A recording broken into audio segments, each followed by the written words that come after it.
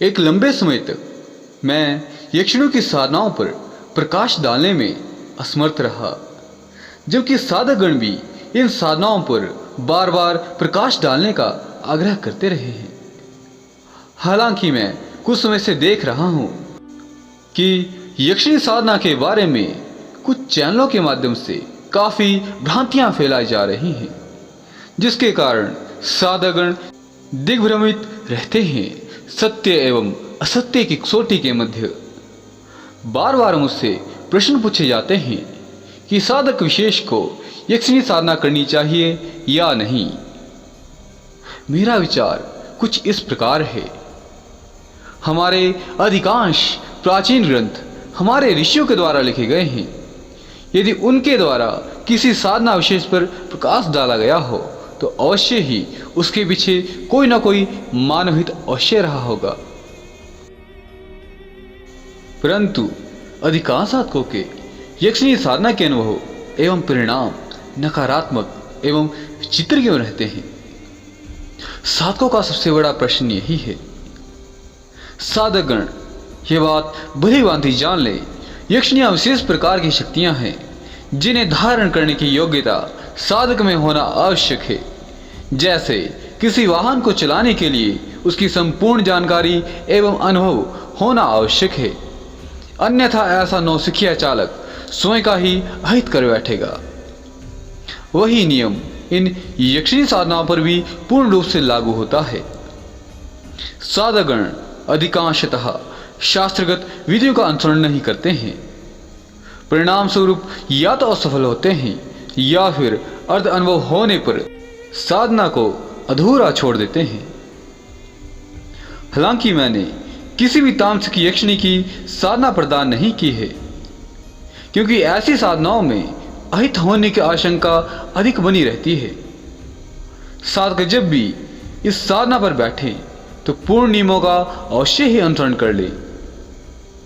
ऐसे बहुत ही कम साधक होते हैं जिनके पूर्व जन्मों के शुभ कर्मों का प्रारब्ध जागृत होने से बिना किसी पूर्ण नियम के साधना सफल हो जाती है।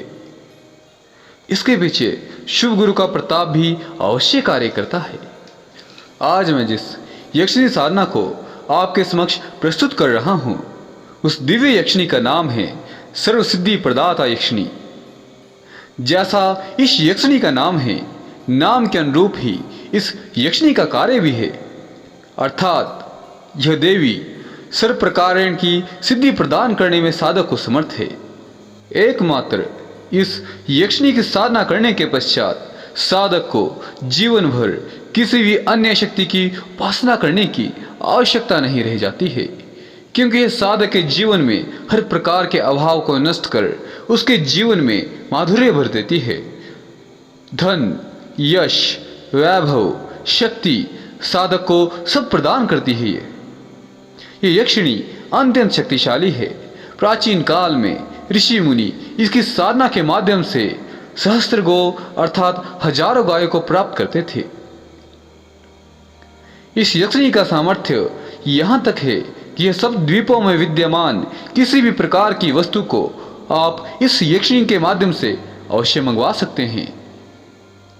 ये पल भर में उक्त वस्तु को आपके समस्त लाकर प्रस्तुत कर देगी। इसके अतिरिक्त ये सभी प्रकार के अन्न, सभी प्रकार के वस्त्र तथा अनेक प्रकार की वस्तुओं को साधक के समक्ष लाने में समर्थ है। यह यक्षिणी प्रेम विवाह की कारक भी मानी जाती है, क्योंकि यह मनोवांछित स्त्री को आपके समक्ष लाती है। जिस प्रकार की उच्च कोटि की शक्तियां इस यक्षिणी की हैं, उतना ही दुर्गम है इसकी साधना। इस यक्षिणी की साधना करने से पूर्व साधक को किसी एकांत स्थान पर विल वृक्ष अथवा पीपल वृक्ष के नजदीक विद्यमान शिवलिंग के समक्ष महामृत्युंजय मंत्र का 5000 जप अवश्य संपन्न कर लेना चाहिए। परंतु इस बात का ध्यान रहे, इस जप में संकल्प अवश्य लें। तत्पश्चात आप यक्षराज कुबेर के मंत्रों का 5000 जप भी अवश्य संपन्न कर लें। इस यक्षिणी की साधना अन्य यक्षिणी के समान ही रहेगी। मात्र इसकी हवन विधि में थोड़ा सा फेरबदल है। देवी का षोडशोपचार पूजन संपन्न कर आप संकल्प सहित साधना संपन्न करें। जो स्क्रीन में आपको मंत्र दिखाया जा रहा है, इसका 1 लाख जप करना अनिवार्य है। तत्पश्चात गेहूं एवं चने से इस मंत्र के द्वारा दशांश हवन संपन्न करें। हवन समापन होते ही साधक को देवी का साक्षात्कार होता है।